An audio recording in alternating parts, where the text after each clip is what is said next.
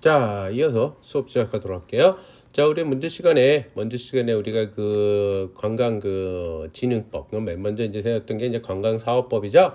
관광사업법에서 진흥법으로 이렇게 발전해가는 어떤 변천사를 좀 배웠고, 업자로서 의무 해야 될 행위, 그러니까 안전한 국가도 착각을 받고요, 불안전한 갈 때는 좀 유의해야 되는 나라들도 한번 이렇게 알아보면서 하지 말아야 될 금지, 이런 사항도 체크했죠. 그러면서 우리가 이제 여행 약관에 대해서 그 약관의 약관이 도대체 뭔가, 그 다음에 이제 약관의 그 기능, 이런 걸 좀 살펴봤어요. 이번 시간에는 여행 계약의 내용과 법적 관계에서 그 여행 계약의 의미와 내용을 수업을 시작하도록 하겠습니다. 여행 계약의 의미, 여행 행위를 한 체결하는 계약이죠. 체결하는 계약. 여행 행위를 위해 여행을 한다라는 그런 행위를 위해 체결하는 계약이다 라고 보시면 될 것 같아요. 그 다음에 이제 약정한 여행 요금을 지급하는 거고, 그 다음에 당사자, 여행자가, 여행업자는 운송, 숙박 등 여행 관련 서비스를 제공함으로써 여행의 목적을 달성하기 위한 계약이다. 즉 여행의 목적을 달성하기 위한 계약, 여행 계약이라는 것은 여행의 목적을 달성하기 위한 계약, 그래서 여행 행위를 체결하는 계약, 일명 여행 계획을 체결하는 계약이지만 결국 여행의 목적을 달성하기 위한 계약이다라고 보시죠. 여행 계약성이 우리나라 이제 사법 규정이 없어서 여행 약관에 많이 이제 해결을 해요. 그래서 거기 보면 여행업자의 책임도 있고 여행자의 책임도 구별을 해놨다라고 보시면 돼요. 그래서 여행업법이 지금 필요합니다. 근데 아직까지는 여행업법은 안 만들어지고 있고 쉽게 이렇게 만들어질 것 같지는 않네요. 보니까. 다음에 약관의 이제 법적 성격인데, 약관은 신의와 성실의 원칙에 따라 공정하게 해석이 되고 고객에 따라 다르게 해석이 안 된다라는 기본적인 개념을 가지고 시작됩니다. 그래서 여행 약관은 신의 성실에 반하여 될 경우 약관 조항은 무효가 된다. 그래서 첫 번째 가장 대표적인 게 고의, 중대한 과실로 법률상의 책임을 배제하는 조항. 이건 안 되죠. 사업자가 고의 또는 중대한 과실로 인한 법률상의 책임을 배제하는 조항이 있어서는 절대 안 된다. 책임을 져야죠. 그 다음에 이유 없이 합리적 근거가 없이 사업자의 손해배상 범한 범위를 내가 요만큼만 이런 A란 사건이 발생했을 경우 내가 배상 범위는 100만 원만 할 거야. 이러면 안 된다라는 거야. 그런 제한을 합리적 근거 없이, 상당한 이유 없이, 이게 법적인 용어예요. 상당한 이유 없이, 즉 합리적인 근거가 없이 사업자의 손해배상 범위를 제한한다. 다음 사업자가 부담해야 될 위험, 고객한테 이전시키는 거예요. 그런 위험이 있어서도 안 된다. 그렇죠? 그 다음에 이제 상당한 이유 없이, 똑같이 합리적 적격 없이 여행자의 책임을 배제하거나 제한하거나 여행 사업자의 책임을 배제하거나 제한하면 안 된다는 거죠. 그래서 그 보장된 내용에서 책임을 배제, 제한하는 이런 행위가 있어서는 안 된다. 이럴 경우엔 다 무효다. 여행 약관 무효다. 공정거래위원회에 신고를 하게 되어 있습니다. 그래서 매년 발표되는 거 가끔씩 발표되잖아요. 공정거래위원회가 이 약관 시정해라, 이 약관 시정해라. 그 만약에 안 됐을 경우에 이제 한 대씩 때리는 거죠. 그다음에 이제 여행 계획의 해제를 끈 게 있습니다. 하다 보면은 그 계약이라는 게 깨질 수도 있잖아요. 그럼 깨졌을 때 누구 책임을 물어봐야 되잖아. 그랬을 때 여행업자의 해제권이라는 소리는 뭐냐? 책임이 없다는 소리예요. 이랬을 경우엔 해제를 해도 계약을 취소해도 상관은 없다. 언제냐? 불가항력적 천재지변. 태풍이 불어서 또 여행을 못 떠난다. 무슨 바이러스 때문에 여행을 못 떠난다. 전쟁, 테러 이런 것들은 불가항력적이다. 이럴 때는 해제권이 있다. 그 다음에 최저 행사 인원 미달권. 요것은 또 뭐냐면, 왜 우리가 보게 되면 일반적으로 패키지, 이거 기획 행사이다.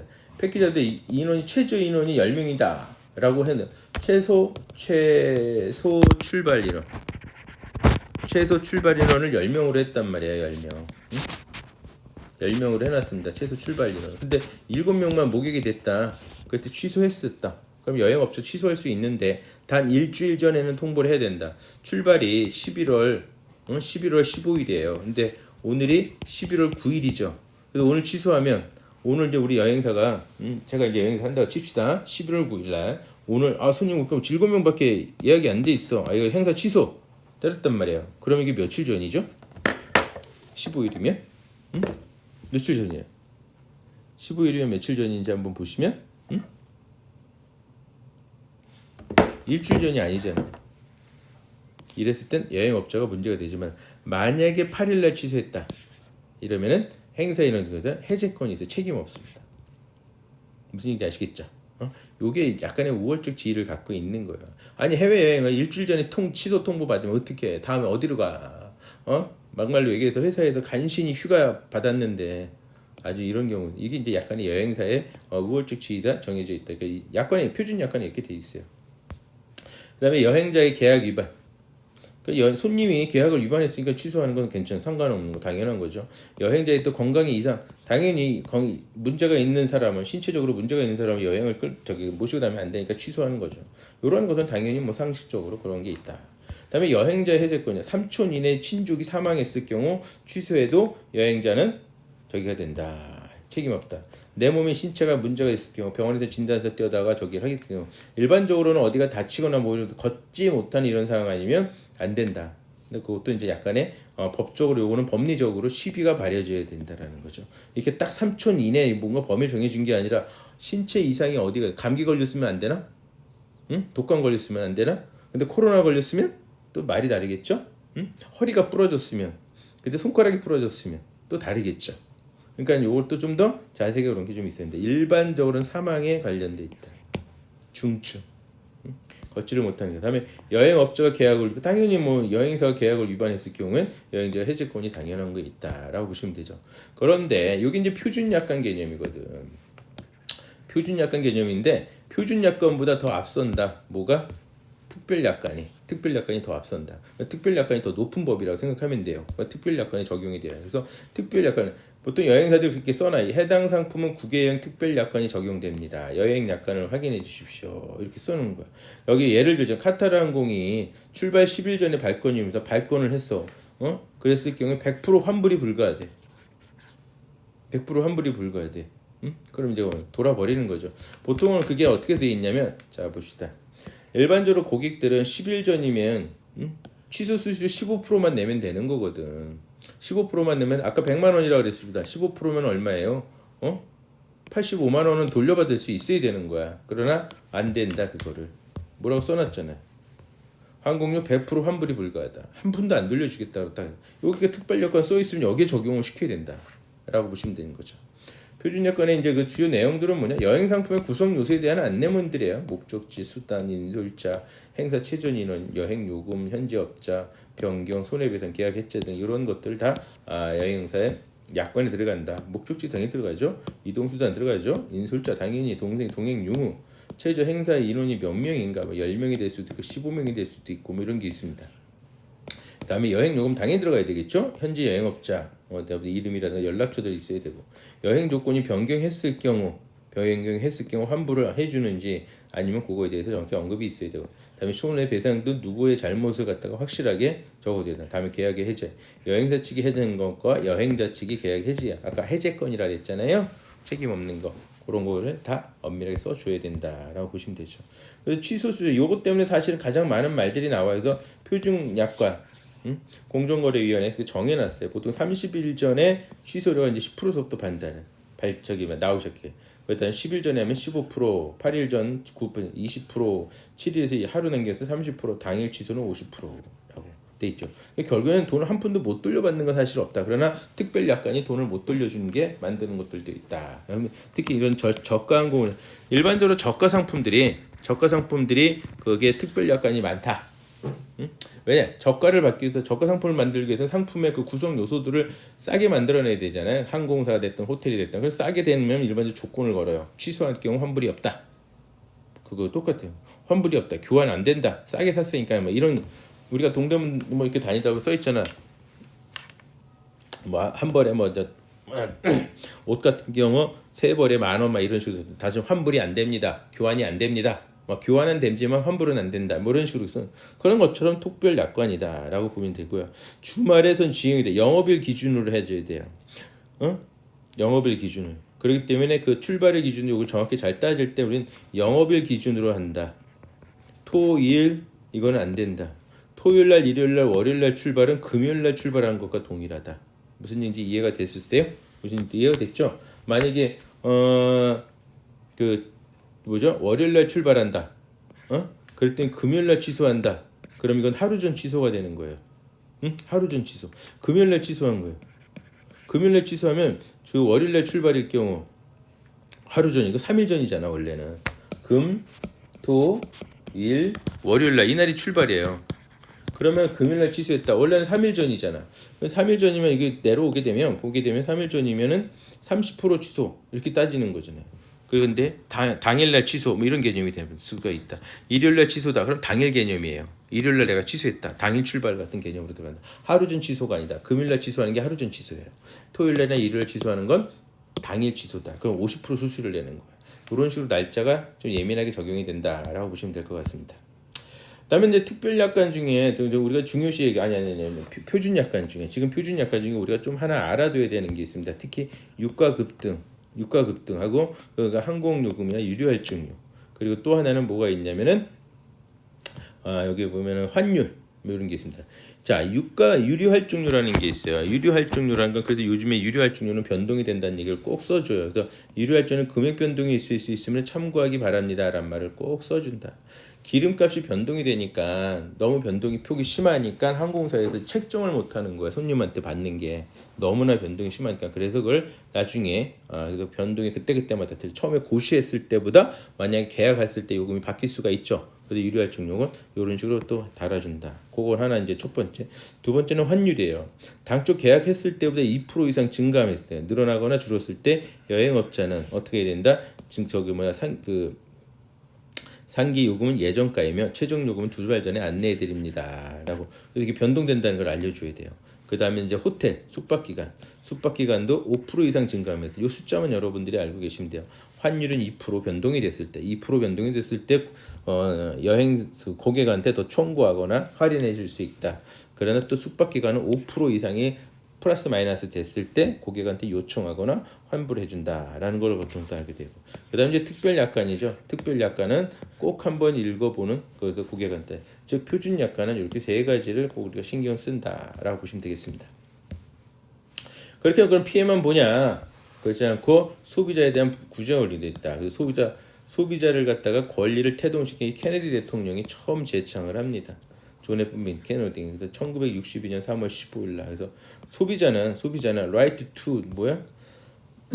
뭘 것 같아요? S를 시작하는 거. 안전의 권리가 있다. 고객은 안전할 권리가 있다. 그 다음에 be informed 정보를 받을 권리가 있다라는 거. 정보를 내가 받는다 이거야. be informed 그냥 인폼이 아니라 be informed 내가 듣는 거죠. 정보를 내가 알 권리가 있다. 그리고서는 내가 선택할 권리가 있는 거야. 선택의 권리도 있고 안전의 권리도 있고 다음으로서는 알 권리도 있다라는 거죠. 그래서 이거 처음에 이렇게 제창을 합니다. 그래서 우리나라에 7대 권리입니다. 우리나라 한국 소비자 보호법에 의한다면 이렇게 되는 거죠. 보호받을 권리가 있다. 아까 보호가 있었죠. 그 다음에 정보를 제공받을 권리가 있다.